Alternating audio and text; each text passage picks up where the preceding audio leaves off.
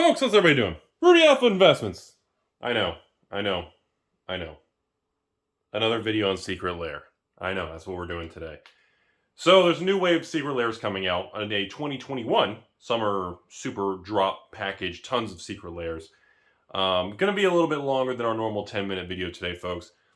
Want to get into it all and just kind of have this very uncomfortable, difficult conversation on how my opinion on it. So first, I want to get the most obvious out of the way. Rudy, did you see the reprinting alpha beta artwork on the Secret Lair? Yeah, so again, the Mark Poole Artist Showcase Spotlight Artist Series for old Dr. Mark Poole there has some of his very iconic cards, including the infamous Counterspell and some other beautiful cards with the original artwork. I'm not sure where the whole thing started that like any ABU card, like with any old art, couldn't be reprinted ever or something.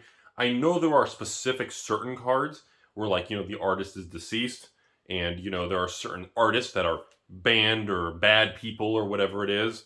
And then I also know that there are other specific examples, maybe where like the art is intellectual property of another company, looking at you, Walking Dead type of situation, Secret Lair. So I know there are specific examples, of course, cards that were banned in the 2020 cultural thing. The Invoke the P and the Throwing Devils card and Gypsies, I think it was. Not Stone Throwing Gypsies. Anyways, there are exceptions. But anyways, for an artist like Mark Poole, who has a very long relationship with, I don't think he's on, like, everybody likes the guy. He's a great artist. He's good at what he does. And he still makes cards nowadays. I'm not surprised to see stuff like that. So, it's interesting overall to see how Wizards continues to, how do I say it? They're tweaking the Secret Lair process, everybody. They continue to really, fine tune it. They tweak the prices up a little. They tweak the prices down a little. They tweak the cards that are included. They're tweaking the type of foiling. I heard something about some of the foils now are going to be etched foils, or some are, now they offer foil and non-foil. They continue to tweak to find that sweet spot of Secret Lairs. By the way, no update yet, or at least they haven't launched the Secret Lair subscription model. We haven't heard anything about that. I do believe that'll probably launch probably like 2022, probably next year. There's still probably, it's very complicated stuff to really kind of manage logistically, and of course on the back end, giggity with the accounting, handling that many people, probably, 10, 20, 30,000, probably people are going to pay the subscription service. But overall, I just see Secret Lairs continuing to be a very big part of Magic moving forward. And, as we've discussed on some of that fake data on previous videos, the quantity of Secret Lairs selling are very, very strong. Like we talked about the Walking Dead, quantity of Secret Lairs, over 80,000 Walking Dead units were sold. To me, I thought it'd be over 100,000, but still, I'm not going to bust their balls, man. Over 80,000 units of a single product that's printed demand. They can know exact amount to make. They can get revenue for that. They don't have substantial waste under or over. They didn't leave money on the table. It's a very efficient, profitable business model, and we really can't blame them. If all of us were in their shoes, we would do the same thing. So, and I still believe that moving forward into the next couple of years, Secret Lairs are going to become a larger and larger component of, Wizards of the Coast moving forward. I just think Magic is going to evolve from maybe like 5% revenue Secret Lair to probably 10, 20%. I wouldn't be surprised, I know this is a hot take, but if a quarter of all actual top line gross income from old Wizards and Papa Hasbro, that division, starts to come from the products like Secret Lair. Seriously, I know it's silly sounding, but, and I also believe moving forward, the Secret Lair packaging is incredibly wasteful. I learned that when I took possession of that giant Secret Lair collection.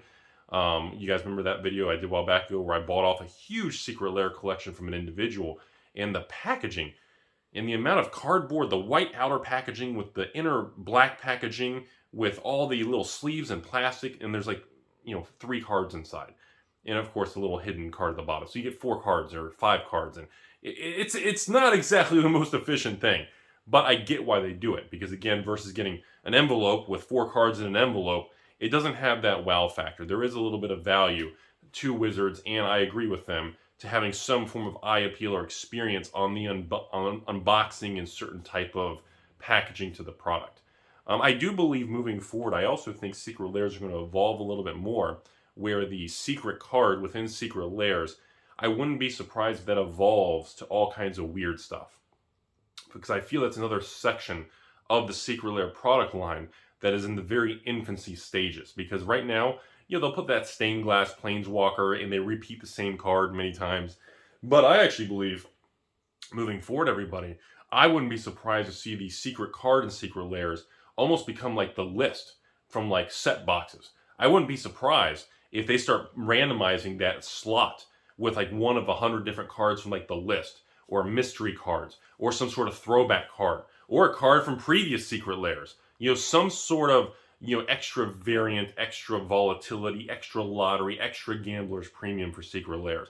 In other words, what I'm getting at, everybody, is I really do believe Secret Lairs, this entire direction of Magic that started like a year and a half ago, we are in the early first inning of this product's future.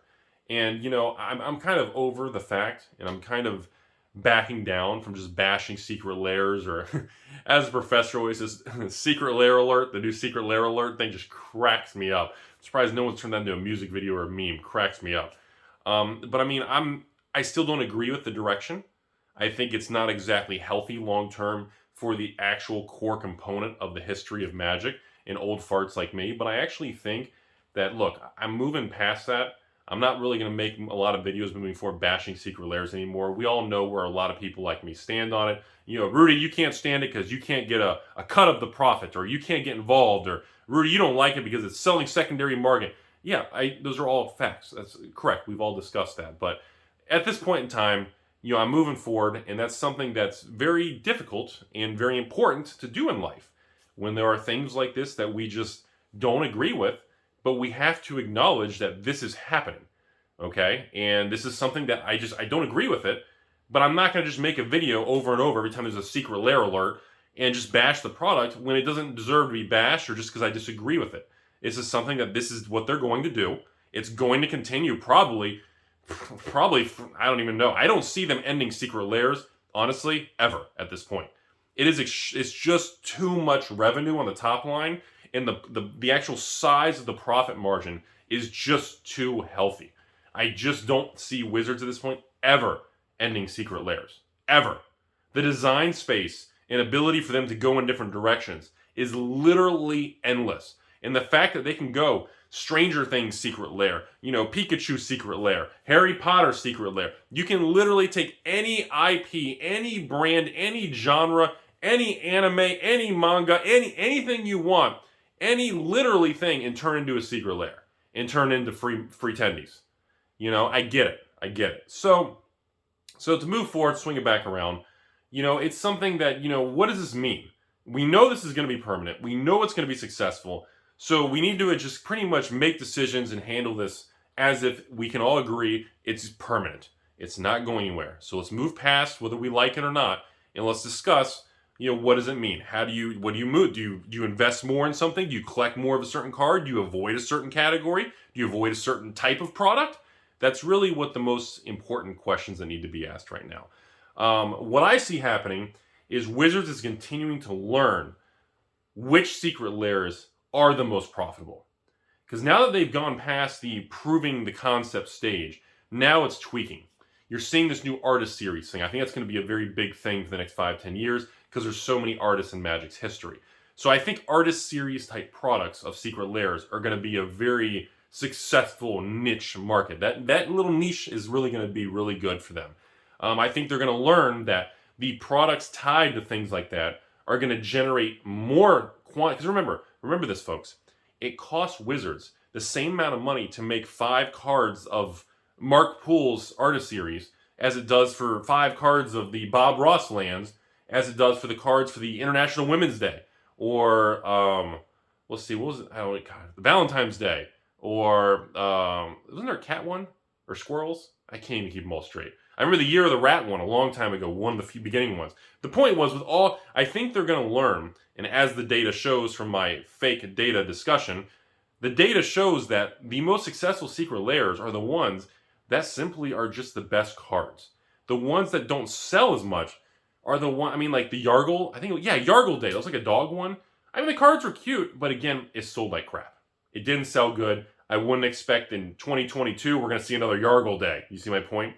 I think they are going to focus, after they get all this data in their books, they're going to look at the top selling ones. They're going to push out the ones that didn't sell as good. And I think those are the secret layers that are going to be polished and more refined as we go forward. So I would expect more secret layers based on artist series, very exotic concepts. You know, the Prime Slime with more of the animated theme, those hard rock, old school rock poster vibes. You know, I expect to see like Sliver secret layers, Goblin secret layers, you know, and of course, like we see the artist series, the Bob Ross. I think we're going to see a lot of IP crossovers. I think The Walking Dead was just a test thing. And I actually think we're going to see a lot less secret layers for products like the Valentine's Day. I think there was there an International Women's Day? Wasn't that, or was that the Thalia one? With beautiful cards. But I don't know if that one sold as good. And then there was the Yargle Day. I think was like the worst selling one was the dog Yargle one. God, I should have pulled my list before I did the video. But I think overall we're gonna see less of kind of holiday event culture ones like that. And I think we're gonna see more of the actual specific types that had the highest sales. I think that's the direction they're gonna go. Because like I said, Wizards, once they make these things and they go to the printer and they make the cards with the 5, you know, Yargle Day cards or the Mark Poole ones coming out, whether they sell 20,000 Yargle Day secret layers, I mean, the cost for them to make 20,000 versus 80,000 is almost nil to nothing. You have to remember that. The cost of the art, designing, getting it all done, getting it to the printer, the cost of having the printer produce 20,000 and producing an extra 50,000 is pennies on the dollars, folks. Pennies. And they know that. So it is extraordinarily important in that type of printing and ordering process with the old Cardamom to make sure you have ones that are really home runs. And that's what I see going forward here.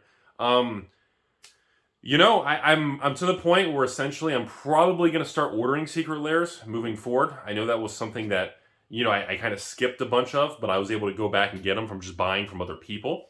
I really like, and I've heard a lot of positive feedback that they're having secret layers shipped in the sealed cases if you order larger quantities. I thought that was a pretty cool thing. But overall, I'm coming to terms accepting that this is just where Magic is headed. It's kind of like Magic with Amazon, kind of like just, you know, the concept of, you know, a store distribution versus Amazon versus secret layers. And, you know, and I think it's very important to accept, all of us together, that the single cards across the board, again, I know, broken record, 5.5 years on YouTube, if it's not reserve list, it's fair game. And I think more than ever, that is tremendously important.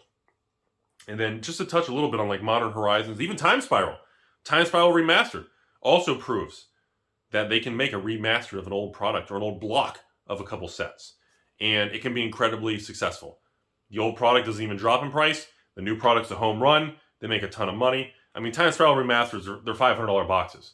I dumped all mine to patrons for $189, and I still got crap, and I still lost I think I lost 18 patrons just mad because they said I ripped people off selling it too much. Still get the hate mail and all that kind of stuff, but honestly, if I stopped getting that, I feel like I'd get suspicious. Does that make sense? But overall, I just, you know, I think Time Spiral Remastered is going to be a $500 box. Same thing, I believe that Modern Horizons 2 collector boxes is going to be the first $1,000 box. I may not agree with the pricing. I may not agree with the concept that Modern Horizons 2 has literally enemy fetch lands in the old framework with like shooting star foils. I mean, do I really agree with that? Not really. But do I understand why they're doing it? I do. And, you know, again, because of that, I hope you all out there are not investing and putting a lot of money into original enemy fetch lands.